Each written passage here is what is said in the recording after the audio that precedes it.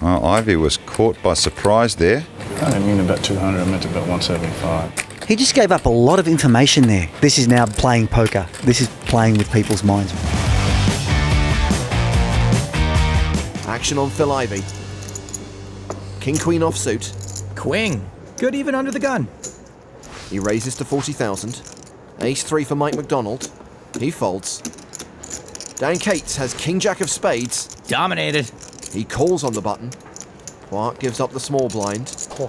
Low calls in the big blind with 10-6. So funny, Jungle Man can't even look at Ivey. Three-way to the flop. King Jack 3, top 2 for Cates. Check.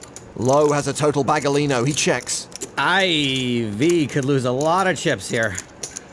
He continues with top pair for 65,000. Cates could smooth call this, or he could raise, knowing Ivey raised under the gun, and this is going to hit him a lot. Looks like Cates is raising. Jungle Man makes it 165,000. And it's time for Low to go. He folds. Now, Jungle Man probably doesn't do this with Ace-King, so he's either got two pairs and sets or some kind of big combo draw. Most folks ain't folding this to a single raise from an aggressive player.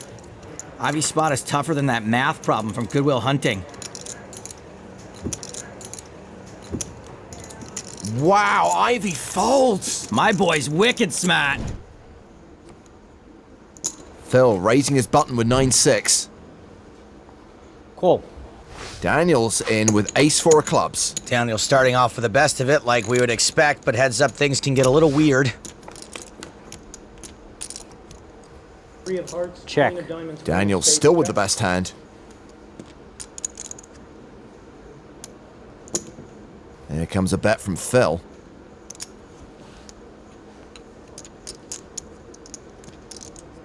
And Daniel check raises.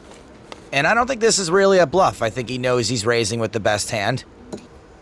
Phil calls. That is a weird float. Phil's probably got a trick or two up his sleeve. Or maybe this was the plan. Hit a 6 on the turn. Yeah, one of those tricks was to peel a 6, I guess. Daniel now checks. Phil's gonna be pretty confident he's got the best hand since Daniel would probably never actually raise a queen. Phil bets. Roughly half pot. If Daniel calls here, he's probably prepared to call river too. He does call. The river card is an 8, so Phil with the best of it. Daniel checks.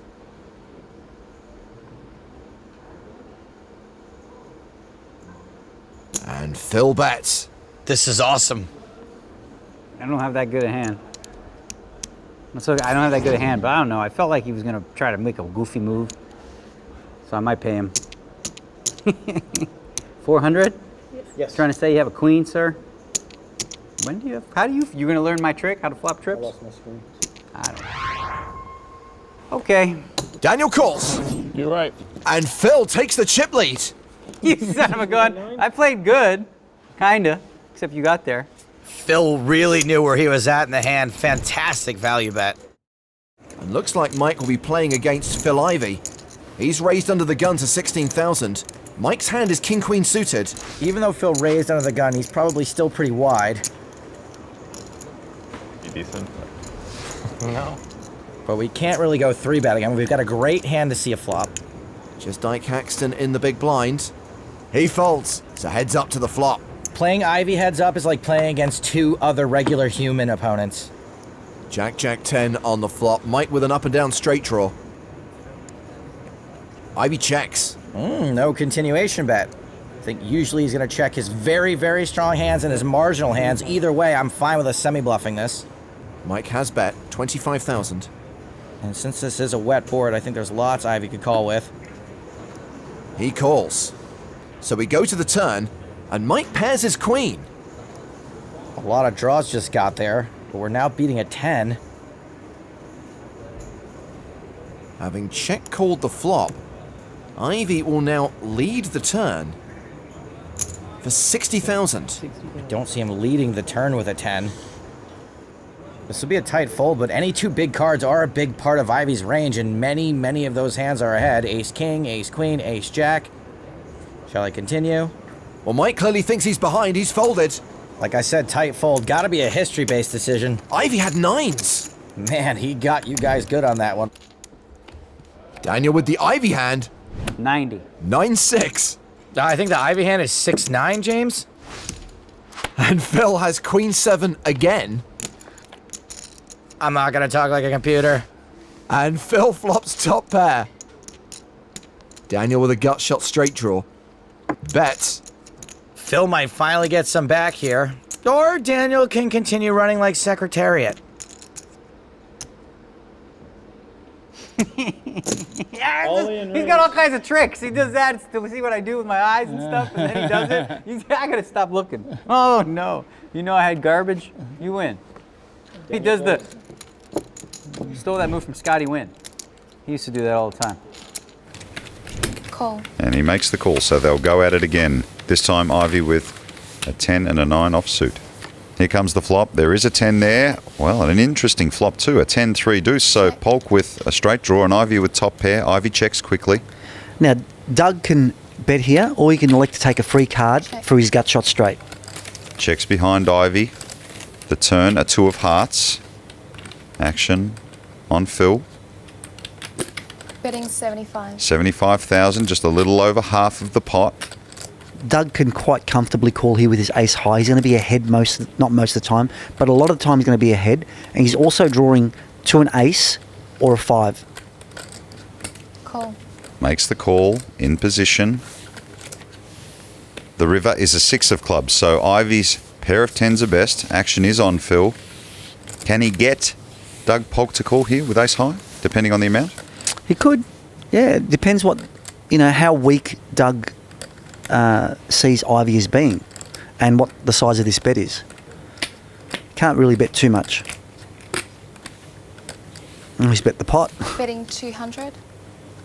That's almost the pot. So Ivey's taken the line that I want to represent a bluff, basically, to get called by ace high. This is the sort of thinking that these guys are doing. Like, he's put Doug Polk on ace high.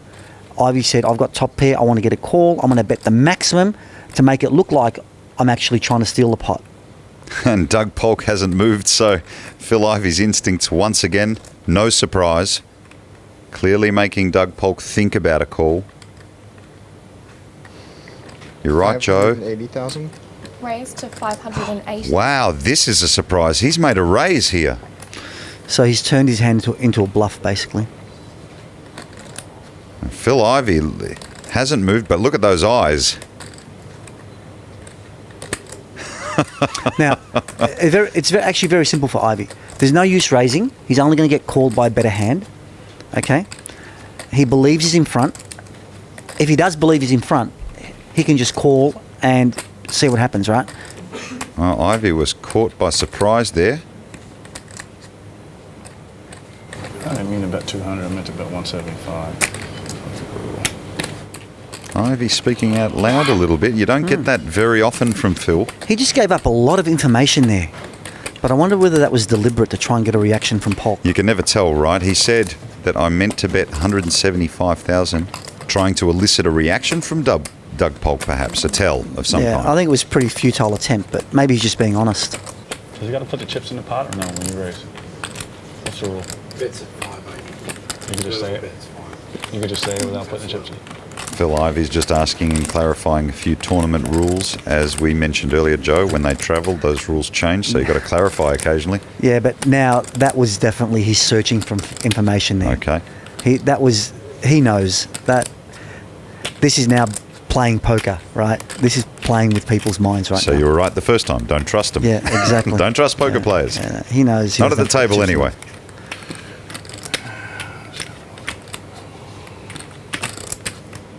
Confused, frustrated.